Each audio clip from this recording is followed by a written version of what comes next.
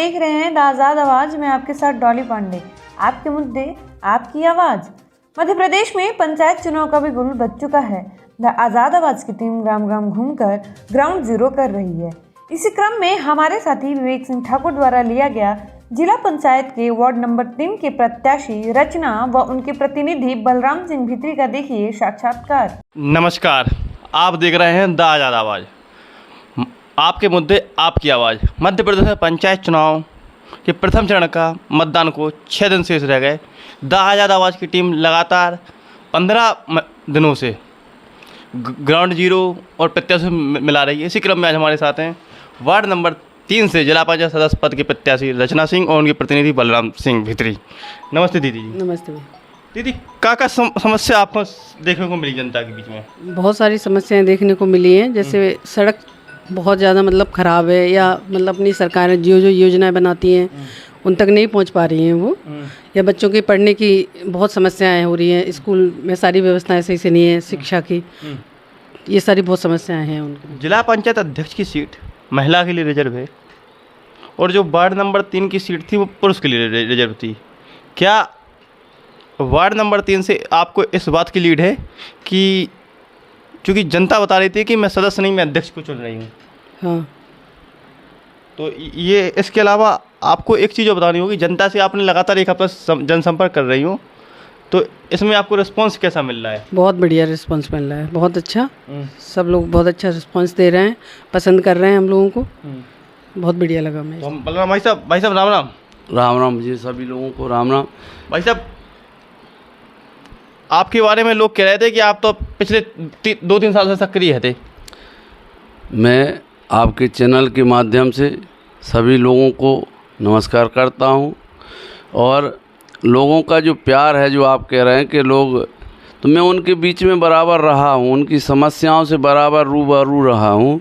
मैं एक एक व्यक्ति को, चाहे वो बड़ा आदमी हो या छोटा आदमी जो लोग कहते हैं, तो मैं उन तक गया हूँ, उनसे मिला हूँ, बातचीत होती है।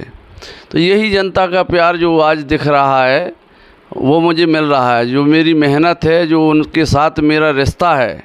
लोगों का ये तक कहना है कि एक नेता थे ब्रजेंद्र सिंह, जो विधायक थे निवाड़ी के, वो नाम से जानते थे, और दूसरे हैं बलराम सिंह, जो नाम से जानते लोगों को।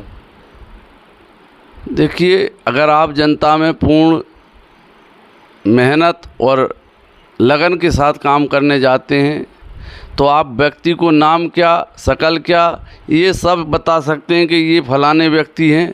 तो ये क्या है कि आप पूर्ण समर्पण भाव से जब जाएंगे तब लोगों के नाम भी जानने लगते हैं और उनके चेहरे भी याद रहते हैं। अगर हम समर्पण भाव से नहीं जाएंगे तो हम किसी के चेहरे और नाम याद नहीं रख सकते। लोगों ने बताया कि आपके द्वारा गौशालाओं में अन्य जानवरों की समस्याओं के लिए अपने व्यक्तिगत स्तर पर, जब आप किसी पद पर नहीं थे, किया गया, वो किस प्रकार का काम था? हम लोग किसान के बेटे हैं और हम किसान की समस्या को बड़ी बारीकी से जानते हैं। जब हम एक जानवर से परेशान हो जाते हैं, मैंने देखा है कि एक जानवर खेत में घुस जाए तो किसान उसके पीछे 3 घंटे दौड़ता है उसे भगाने के लिए, क्योंकि उसका पूरा जीवन, परिवार उसकी उसी खेती पे आधारित रहता है जिसको उसे बचाना है।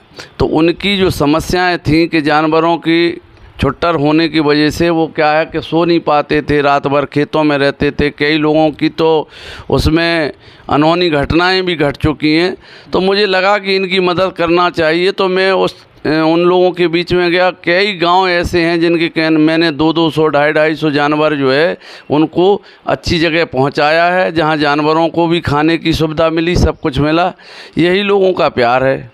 इसके अलावा एक चीज़ और देखी जा रही है, चूँकि चुनाव बेला है, कई प्रत्याशी मैदान में आ जाते हैं, 10 प्रत्याशी हैं, तो कुछ ऐसे आते हैं जो चुनावी मौसम हो, चुनावी कीड़े हो, मतलब बरसाती मेढक या चुनाव में, उनके बारे में कुछ कमेंट? देखिए, आपने पूछा है, आधा जवाब तो आपने दे ही दिया है। ये लोग क्या है, ये सिस्टम को अब बदलना है, और मैंने जो काम किया है वो लोगों को जागरूक करने का काम किया है कि आपका शोषण कितने तरीक़ों से होता है।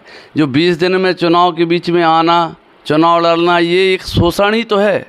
अरे 3 साल 4 साल 5 साल पहले आपको पता होता है कि फलाने टाइम पे चुनाव होना है, तो आप लोगों के बीच में पहले क्यों नहीं जाते उनकी मदद करने के लिए?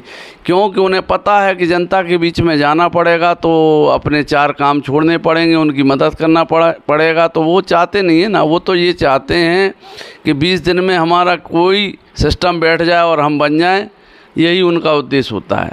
जनता की सेवा उनका उद्देश्य नहीं है। इसके अलावा एक चीज़ और देखी जा रही है कि कुछ प्रत्याशियों द्वारा शराब और पैसे का प्रलोभन दिया जा रहा है।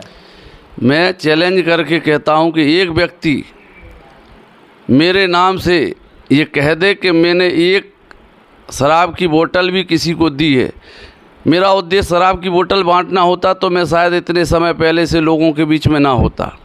मेरा उद्देश्य वो नहीं है, मेरा उद्देश्य सेवा है, लोगों को जागरूक करना है। आज जो शिक्षा का स्तर है वो बहुत गिरा हुआ है। हम लोगों को करना क्या है? सिस्टम तो सारे हैं, बस उनको व्यवस्थित करना है। जितने भी सिस्टम ख़राब हैं अगर हम उन्हें व्यवस्थित कर दें, सरकार की जितनी योजनाएं हैं लोगों तक अगर ईमानदारी से पहुंच जाएं, तो हर आदमी विकसित और विकास हो सकता है। तो हम लोगों ने जो प्रण किया है वो यही है कि सरकार की योजनाओं को जन जन तक पहुंचाना है और उन्हें जागरूक करना है कि आपका वोट कितनी तरह से शोषण होके शिफ्ट होता है, तो उन्हें बचाना है। इसके अलावा एक चीज़ और देखी जा रही है, यहाँ पे एक परिवार द्वारा कई चुनाव लड़े जा रहे हैं और उस आपके वार्ड से भी वो। अरे देखिए क्या होता है कि अब वो हिटलर शाही ज़माना ख़त्म हो गया है कि जहाँ पे ये होता है कि नहीं साहब सब हमें सेवा भाव समर्पण भाव होता है, वो जनता को देखता है। जनता ने नकार दिया है, इलेक्शन के पहले ही मामला सारा साफ हो गया है। आप जनता के बीच में जा रहे हैं, जनता से आपको रुझान मिल रहे हैं, रिपोर्टें मिल रही हैं, तो उसके बारे में मैं कुछ भी कहूँ तो वो कोई बड़ी बात नहीं है। वो सब कुछ आपको मिल गया है। अभी सेंद्री थाने में एक प्रत्याशी के डीजे पकड़े गए, इस पर कमेंट। देखिए, जो व्यक्ति का स्वभाव होता है वो चेंज नहीं होता है, वो अपने स्वभाव के अनुरूप ही काम करता है। मैं उस दिन कलेक्टर साहब की मीटिंग में था, माननीय कलेक्टर जी ने डीजे मना किए थे चुनाव में। जी, डीजे और उनने जो गाइडलाइन दी थी, सरकारी गाइडलाइन जो थी, आप देखिए मेरा कोई भी काम सरकार की गाइडलाइन के पार नहीं है। जो भी काम निर्वाचन की गाइडलाइन, जी, निर्वाचन की जो गाइडलाइन है वो उसके अंदर ही हमारा काम हो रहा है। लोगों के बीच में जाना, पोस्टरबाजी हो या जो बैनर हो, माइक हो, कुछ भी हो, हम कोई भी गाइडलाइन को पार नहीं कर रहे हैं। और जनता को एक आखिरी संदेश आपके द्वारा। जनता को मेरा यही आखिरी संदेश है कि आप लोग विकास को वोट करें, विश्वास को वोट करें। व्यक्ति आपने बखूबी देखे हैं, जाने हैं। मैं नहीं चाहता कि आपका वोट किसी तरह बर्बाद हो। आपका वोट जिला पंचायत अध्यक्ष बनाने के लिए होना चाहिए, ना कि सिर्फ सदस्य बनाने के लिए। अगर सिर्फ सदस्य चुनेंगे तो आपका पूर्ण विकास नहीं हो सकता। ऐसे व्यक्ति को चुनिए जो जिला पंचायत अध्यक्ष बनने की तरफ जाए और आपके क्षेत्र का और पूरे ज़िले का विकास करे। चुनाव चिन्ह है आपका लालटेन। लालटेन क्या जल गई? तेजी से क्यों नहीं जल पाई लालटेन? लालटेन तो देखिए साहब, हमारे पूर्वजों को भी सहारा हम लोगों को मिलता रहा, पूर्वजों से मिलता रहा। लालटेन उस वक्त काम आती है जब कुछ भी काम नहीं आता है, यानी सहारे का प्रतीक है लालटेन।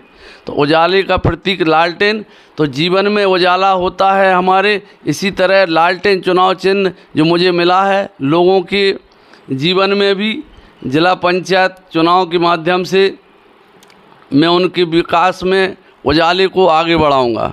धन्यवाद। आप देखते रहिए द आज़ाद आवाज़, आपके मुद्दे आपकी आवाज़। महत्वपूर्ण सूचना, द आज़ाद आवाज किसी भी आरोप की पुष्टि नहीं करता। अगर आप ये वीडियो फेसबुक पर देख रहे हैं तो हमारे पेज को फॉलो करें। अगर आप ये वीडियो यूट्यूब पर देख रहे हैं तो हमें सब्सक्राइब करना ना भूलें। साथ ही कमेंट करके बताएं कि आपको यह वीडियो कैसी लगी। बने रहिए डॉली पांडे के साथ।